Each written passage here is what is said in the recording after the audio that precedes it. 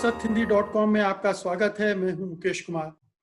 साथियों, आज अयोध्या में राम मंदिर के निर्माण के लिए भूमि पूजन का काम संपन्न हो गया है और अब जाहिर है कि 2024 तक का एजेंडा है मंदिर को पूरा करने का, तो उस पर जोर शोर से काम शुरू हो जाएगा। लेकिन जो ऑब्जर्वर हैं, जो प्रेक्षक हैं, जो पत्रकार हैं, इस पूरी घटना को और भी तरीकों से देख रहे हैं। ये मंदिर निर्माण निश्चित रूप से एक महत्वपूर्ण काम है हिंदू समाज के लिए, क्योंकि उनकी भावनाएं अयोध्या से जुड़ी हुई हैं, राम से जुड़ी हुई हैं। तो उसका एक पक्ष है। दूसरा पक्ष ये भी है कि एक बहुत बड़ी राजनीति से भी इसका संबंध है। देश की जो राजनीति है उसमें इस घटना का क्या प्रभाव पड़ेगा, इस पर बातचीत करने के लिए आज हमारे साथ हैं वरिष्ठ पत्रकार NK सिंह। उनसे हम इस पर बात करेंगे, लेकिन पहले आपसे एक निवेदन करूंगा कि अगर आप गोदी मीडिया को नापसंद करते हैं और चाहते हैं कि स्वतंत्र पत्रकारिता फले फूले, तो कृपया स्वतंत्र पत्रकारिता के साथ आइए, उसकी ताकत बनिए। सत्य हिंदी की सदस्यता योजना इसी दिशा में एक कदम है। इसमें आर्थिक योगदान देकर आप स्वतंत्र पत्रकारिता को मजबूत बना सकते हैं। इसके लिए इस वीडियो के साथ दिए गए डिस्क्रिप्शन में जाइए, उसमें एक लिंक है, उसको क्लिक कीजिए और जो भी आपकी इच्छा हो उसके हिसाब से आप भुगतान कर सकते हैं। तो आइए अब चर्चा को आगे बढ़ाते हैं। सिंह साहब, कार्यक्रम में आपका स्वागत है। धन्यवाद। सबसे पहला सवाल तो ये है कि इस पूरी घटना को आपने भारतीय राजनीति के संदर्भ में किस तरह से देखा है, किस तरह से दर्ज किया है? आप इसको कितना महत्वपूर्ण मानते हैं? कितना प्रभाव इसका पड़ने वाला है राजनीति पर?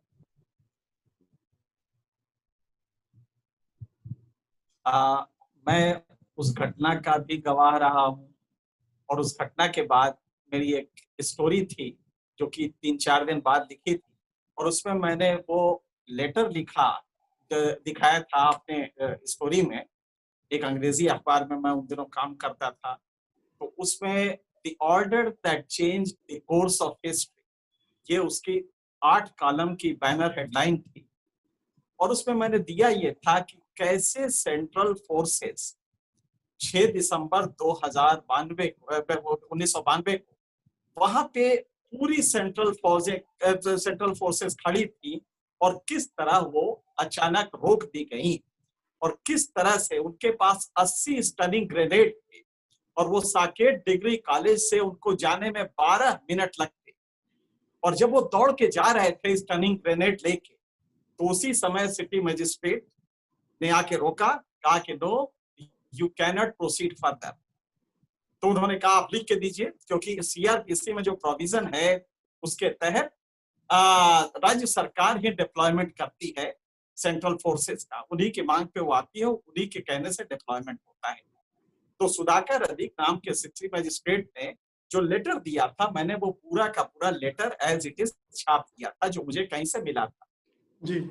और किस तरह तो सेंट्रल फोर्सेस का कहना था कि साहब, हमें अगर ये लेटर ना मिलता तो मैं इस इमारत को बचा लेता, क्योंकि हमारे पास 80 स्टनिंग ग्रेनेड थे। ये वो ग्रेनेड होते हैं जिनको अगर एक एक आप डालते जाएं तो 5 मिनट के लिए व्यक्ति एकदम शून्य हो जाता है, इतना शून्य एकदम जी स्टन कर देता है। सिर्फ आवाज होती है और वो आदमी को रोक देता है। लिहाजा वो करे थे, अगर हम 500-500 मीटर पे, 200-200 मीटर पे भी अगर ये हम डालते जाते तो हम वहां तक पहुंच के उस मंदिर को, उस इमारत को बचाने से रोक सकते थे, गिरने से रोक सकते थे। लेकिन हमें आके रोक दिया गया। ये वो किस्सा था जो हमने बताया, जिसको कि तत्कालीन गवर्नमेंट ने अपने व्हाइट पेपर में भी लिया और उस पर काफी चर्चा भी थी। वहां से लेके आज तक आपने देखा होगा उस समय जब, और मैंने भी गलत एनालिसिस किया था उस समय, और उस समय हम सबको लगा कि इमारत गिरने के बाद जो एक हेट सिंबल था हिंदू और मुसलमान के बीच में, जो 500 साल से 450 साल से चला आ रहा था, वो हेट सिंबल ही खत्म हो गया। लिहाजा अब बीजेपी की पॉलिटिक्स खत्म हो जाएगी, ये जनरल असेसमेंट था। लेकिन हम लोग गलत प्रूफ हुए और हुआ ये कि उसके बाद उस हेट सिंबल ने कई रूप लिए और कई रूप लेके आपने देखा कि एक समुदाय का, एक धर्म विशेष का कंसोलिडेशन बढ़ता गया। उसके पीछे वैलिड रीजन है, हम ये नहीं कहेंगे कि वो कंसोलिडेशन गलत था, वो इश्यू गलत था, क्योंकि हिस्टोरिकल रॉन्ग्स, ऐतिहासिक गलतियां जो होती हैं उनको ठीक करना ये समाज चाहता है। अगर किसी बाबरी मस्जिद को मंदिर तोड़ के बनवाया गया और किसी मीर बाकी ने बनवाया बाबर के कहने पे, तो ये हिस्टोरिकल रॉन्ग था। और अगर इसको सही करने की बात है तो बिल्कुल बनना चाहिए, और वो हिंदुओं के आराध्य देव का मंदिर है, उनके जन्मस्थली का है, तो बनना उसमें गलत नहीं था। लेकिन जो कोर्स लिया गया, जो अब अंत में हुआ, अगर वो कोर्स इमारत ढहा के ना होता, अन्य तरीके से होता, मेरे ख्याल से वो भी प्रजातंत्र में ज्यादा मुनासिब होता, क्योंकि वह मनुष्य ना होता। तो सिंह साहब, आप उस घटना को और आज की घटना को कैसे जोड़ रहे हैं? क्या वो हेट सिंबल जिसको हमने माना था कि खत्म हो गया है, जिसके बाद हमको लग रहा था कि अब इसको लेकर उतना विवाद नहीं होगा, वो विवाद लगातार बढ़ता रहा और हम देख रहे हैं कि खाई लगातार चौड़ी होती गई है। तो ये जो मंदिर बन रहा है, आपको लग रहा है कि ये उस घृणा को, उस नफरत को खत्म करेगा या ये और भी बढ़ाने का काम करेगा? ये मतलब ये, हालांकि इस तरह का सवाल है जो ऐसे मौके पर नहीं पूछा जाता है, नहीं पूछा जाता कि एक मंदिर को हम एक हेट सिंबल में तब्दील कर रहे हैं, लेकिन चूंकि वो राजनीति उस तरह से चली आ रही है, इसलिए उसको जोड़कर देखा भी जा रहा है। नहीं, दो चीजें हैं एक्चुअली, दोनों क्रम है। जो मैं कह रहा था, ये आपका जो पहला सवाल था उसी से जुड़ा ये भी सवाल है कि उस समय के बाद जब इमारत का ध्वंस हुआ, एक डिस्प्यूटेड साइट का ध्वंस हुआ, उसके बाद से ये पॉलिटिक्स तेज होती गई, उसके प्रतीक बदलते गए, कभी गाय के नाम पे, कभी तमाम चीजों के नाम पे, लेकिन कुल मिला के वो कंसोलिडेशन हुआ और दुराव बढ़ता गया। और वो पॉलिटिक्स के रूप में जब कन्वर्ट हुआ तो बीजेपी, आपने देखा होगा कि सत्ता में भी आई, सत्ता से बाहर भी हुई, फिर सत्ता में आई, और अब वो मंदिर आज शिलान्यास हुआ है, अब वो मंदिर बनेगा। जाहिर है 2024 में बनेगा, इलेक्शन होने हैं, हर जो ईंट लगेगी, हर दीवार जो तामीर होगी, उसके बाद से इसको हाइप किया जाएगा और हिंदू शक्ति का ये प्रतीक के रूप में माना जाएगा, हिंदू असर्शन के प्रतीक के रूप में माना जाएगा, और ये 24 तक जाते जाते इतना तेज पिच किया जाएगा कि हिंदू कंसोलिडेशन कंप्लीट होगा। लेकिन अब एक दूसरा इसका एनालिसिस करें, अगर इस मुद्दे में दम ना होता, अगर हिस्टोरिकल रॉन्ग का क्रोध ना होता, तो क्या बीजेपी में कुवत थी कि वो ये कर लेते? गलत तो हुआ ही था। एक राम के आराध्य देव के मंदिर को, दोनों के स्टेक्स में अंतर था, एक का पूजा स्थल था वो, और दूसरे का वो आराध्य देव की जन्मस्थली थी, तो स्टेक में काफी गैप था दोनों के। लिहाजा हिंदू मोबिलाइज हुए, और आज जब वो बन रहा है तो हिंदू शक्ति का एक प्रतीक के रूप में इसको धीरे से कन्वर्ट किया जाएगा। लेकिन मुकेश जी, 1 मिनट और लूंगा, ये जो हिंदू असर्शन का प्रतीक है, इसकी एक बड़ी अजीब सी वो है, नेमेसिस है, एक प्रतिकूल प्रतिक्रिया है। जब जब आपने हिंदू असर्शन देखा होगा इस हाल के दौर में, तो ठीक उसी के पैरेलल एक जातिवादी असर्शन शुरू होता है। याद करिए 1984 में विश्व हिंदू परिषद ने जी राम मंदिर शुरू किया 1984 में। उसी साल काशी राम ने विश्व हिंदू बीएसपी बनाया, बहुजन समाज पार्टी बनाई। दोनों का जन्म एक बार हुआ है, राम मंदिर का बनना और उसमें काशी राम का एक दलित पार्टी बनाना, दोनों एक साथ हुआ। उसके बाद हालांकि बीजेपी अब दावा करती है कि नहीं साहब, ये पालमपुर हमारा रिजोल्यूशन जो था उसमें हमने पहली बार रखा, लेकिन बीजेपी का नहीं था, ये आंदोलन विश्व हिंदू परिषद ने शुरू किया था। बीजेपी तो अब श्रेय ले रही है। 5 साल बाद उसने पालनपुर उसमें अपने उसमें सम्मेलन में इसको किया। लेकिन इन 5 सालों में हुआ ये कि मंडल आया, 89 से मंडल शुरू हो गया विश्वनाथ प्रताप सिंह के टाइम में, और जैसे ही मंडल आया तो कास्ट पॉलिटिक्स अपना पूरे फन के साथ उसका दंश जो था वो काटने लगा कास्ट पॉलिटिक्स, और तब पैदा हुए मुलायम सिंह, लालू यादव, मायावती। तो ये सारा एक लंबा उसका किस्सा है जो कास्ट पॉलिटिक्स के रूप में आया। अब मुश्किल ये था कि जब जब आप हिंदू एसर्शन करेंगे तो करस्पॉन्डिंग जातिवादी एसर्शन होगा, आपको ये खुला फील्ड नहीं मिलेगा। ये आपकी मजबूरी है, क्योंकि हिंदुओं में इंटरनल, इस धर्म का इंटरनल कॉन्ट्रडिक्शन बहुत बड़ा है, जाति विभेद है, जी सिंह साहब, है। तो आपने ये एक चीज तो ये बताई कि क्रिया की एक प्रतिक्रिया होगी और वो इस रूप में होगी कि एक तरफ जो जातियों का कंसोलिडेशन करने की कोशिश बीजेपी की हिंदुत्ववादी राजनीति कर रही है, उसके बरक्स एक जातिवादी बिखराव भी इसी के साथ होगा।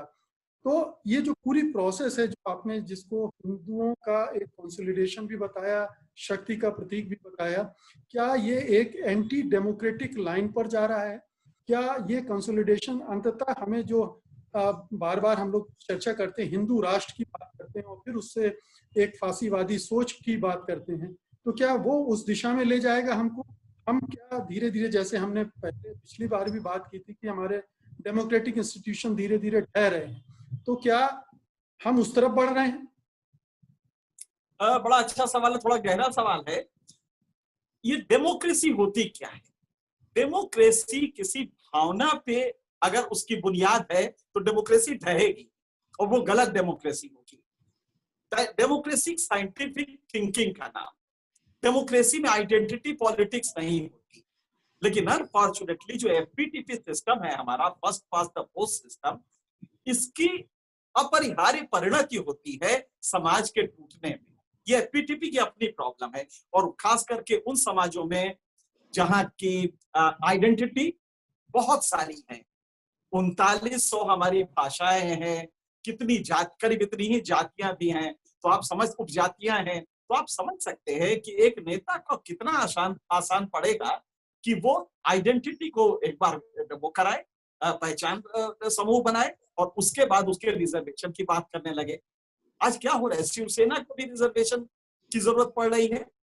आप देखें कि शिवसेना जिस बुनियाद पे आई थी 1963 में, आज शिवसेना कहाँ खड़ी है, उसी तरह तमाम पार्टी। तो आपने जो कहा, जी जी जी, मैं उसी पर आपको लाना चाह रहा था कि क्या हम उस तरफ बढ़ रहे हैं जहां पर एक धर्म विशेष का वर्चस्व होगा, बाकी जो मतलब बहुसंख्यकवाद की तरफ बढ़ रहे हैं, और वो बहुसंख्यकवाद दूसरे छोटे जो धार्मिक दूसरे समूह हैं उन पर इतना हावी हो जाएगा कि एक तरह का हम देखेंगे कि निरंकुश केंद्र में हमें दिखेगी सत्ता के।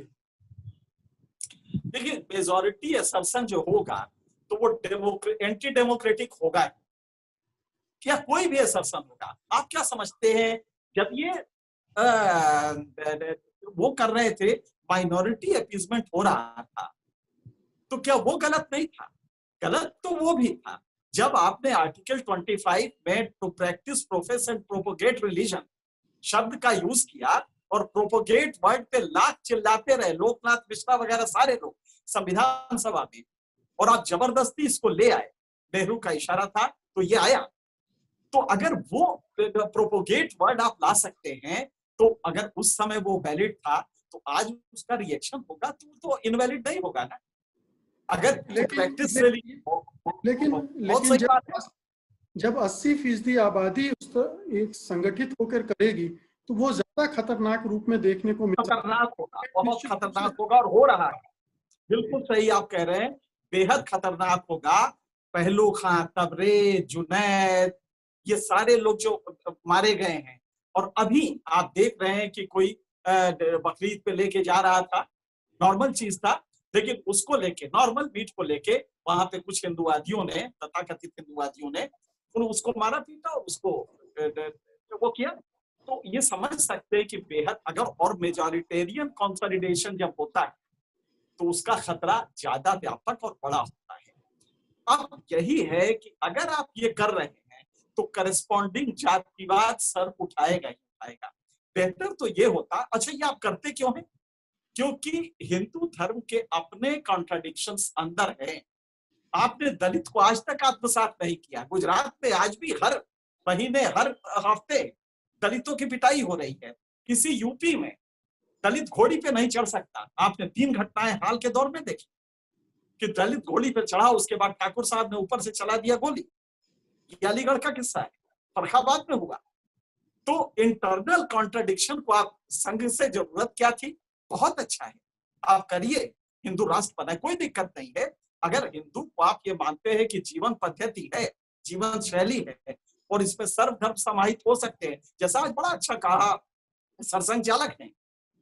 आज मैंने देखा कि सरसंघ चालक एक व्यापक औदार्य रूप में बात कर रहे हैं और उनकी उदारता बहुत ही साफ दिखाई दी कि नहीं, हिंदू धर्म ये नहीं है। और उन्होंने कहा कि सर्व समाहन की शक्ति भारत में इस समय जरूरत है। प्रधानमंत्री मोदी ने भी यही कहा। लेकिन क्या वाकई जो इंटरनल कॉन्ट्रडिक्शन है, जिसमें उच्च वर्ग, उच्च जाति के लोग दलित को आज भी घोड़ी पे नहीं चढ़ने दे रहे? अभी एक सर्वे हुआ था और उसमें करीब 65% लोगों ने कहा हाँ साहब, हम दलित हमारे टेबल पे बैठ के खाए, हमें कोई दिक्कत नहीं है। तो जब मुस्कुरा के सवाल पूछने वाले ने, जो इंटरव्यू कर रहा था, असेसमेंट स्टडी कर रहा था, उसने पूछा नहीं नहीं, मेरा मतलब है कि अगर दलित के हाथ का बना हुआ आपके घर में दलित खाना बनाए तो आप खाएंगे? तो नहीं साहब, ये तो नहीं होगा। तो जो ये रियल समाहन की प्रक्रिया होती है समाज में, आपने वो नहीं किया। आपने दलितों को समाहित हिंदू धर्म में किया ही नहीं कभी, आप नाटक करते रहे। और ये जिम्मेदारी संघ की है। संघ ने कोशिश भी की लेकिन वो कोशिश अधूरी रही। 1992 आपको याद होगा, जब रज्जू भैया थे उस समय शुरू हुआ समरसता का प्रोग्राम और मैं भी गया था उस समय डोम राजा के यहाँ खाना खाने। मैं उस समय किसी अंग्रेजी अखबार का चीफ रिपोर्टर था, तो मैं भी गया था। लेकिन समरसता हकीकत ये थी कि दलित के घर तो ये जाते थे, लेकिन वहां पे जब वो कहता था कि पंडित जी पानी पी लीजिए, तो वो कहते नहीं, मुझे तो डॉक्टर ने मना किया है पानी पीने से। और ये कह के जब वो गाड़ी में बैठते थे तो उनका जो सिक्योरिटी गार्ड, उनका जो वो होता था पुलिस का वो धीरे से बिस्लरी की एक बोतल दे देता था उनको और वो दलित देखता रहता था। आपने अभी शुरू किया और अभी आपने देखा कि दलित के घर में खाना खाने के लिए एक मंत्री अलीगढ़ में गया और सारा खाना बाहर से मंगवा के उसके घर के कमरे में बैठ के फोटो खिंचवाया। तो अगर आप समाज में समाहन नहीं करेंगे दलितों का, बैकवर्ड कास्ट का, तो ये दिक्कत आपकी रहेगी कि कंसोलिडेशन पूरा हो जाए। अगर 80% भी कंसोलिडेट हो जाते हैं तो मुझे लगता है कि वो हो सकता है कि अगर रचनात्मक कंस्ट्रक्शन हो तो शायद वो माइनॉरिटीज के लिए खतरा ना बने, उस असर्शन का पॉजिटिव एस्पेक्ट भी। लेकिन अभी संघ ने इस दिशा में कोई सार्थक प्रयास नहीं किया। देखिए, हम लोग ये देखते आ रहे हैं कि संघ बोलता कुछ है, प्रधानमंत्री कुछ बोलते हैं, बीजेपी के नेता कुछ बोलते हैं और बोलने और करने में बड़ा फर्क होता है। वो वहां ऊपर से कुछ बोलते हैं, नीचे जो भी होता रहता है वो चलता रहता है वैसे ही। तो एक तो ये हमारा अनुभव है। दो सवाल आपसे बहुत संक्षेप में जवाब चाहते हैं। एक तो ये कि ये जो राजनीति है बीजेपी की, जो मंदिर की राजनीति यहाँ तक पहुंची है, इसका विस्तार क्या अगले मंदिरों के निर्माण में होगा? मथुरा काशी की बात ये करते रहे, आप वो एजेंडे में आएंगे? 30,000 मस्जिदों की लिस्ट बना रखी है बीजेपी के नेताओं ने, क्या उस तरफ और बढ़ेंगे ताकि इसको और ज्यादा नाम पर इकट्ठा करें? और दूसरा मेरा सवाल ये है कि बाकी दल क्या राम नाम का जाप करते रहेंगे या उनके पास कोई दूसरी रणनीति आएगी? तो पहले सवाल का जवाब। जी, पहले पहला सवाल ले लेते हैं। ये यहाँ पे नहीं रुकेगा क्योंकि दो स्ट्रीम्स चल रही है बीजेपी में, या जो दक्षिण पंथी सोच है उसकी दो स्ट्रीम्स होती है। एक जो मंचों पे बोला जाता है, जो आज भागवत जी ने और मोदी ने बोला, एक स्टेट्समैन की स्पीच, एक वो जो स्पीच थी वो राजपुरुष की स्पीच थी जो मोदी ने बोला है, बहुत अच्छी लगी सुनने में। भागवत जी ने भी जो कहा वो बेहद अच्छा था, बेहद प्रभावशाली था। लेकिन क्या कवरेज का तब मरना बंद हो जाए? क्या पहलू खां, जुनैद, ये सब मरना बंद हो जाएंगे? लेकिन नहीं। तो जो दूसरा स्ट्रीम है, जो हार्ड कोर हिंदू उसका है वर्ग, उसको आपने पाल पोस के उसको रखा है और उसको वो सड़क पे रहता है। क्या आप रोक नहीं सकते? एक चीफ मिनिस्टर को अगर आप कह देंगे कि तुम्हारी अगले दिन नौकरी नहीं रहेगी, अगले दिन तुम चीफ मिनिस्टर नहीं रहोगे अगर एक भी पहलू खा मारा गया। लेकिन वो नहीं, आज तक आपने नहीं सुना होगा कि इस तरह के सख्त मैसेजेस गए हों। तो दो स्ट्रीम्स हैं, एक में हम कहते तो हैं किस मुझे याद है, वो बड़ा अच्छा एक श्लोक है, तुलसीदास का एक चौपाई है, वो चौपाई है,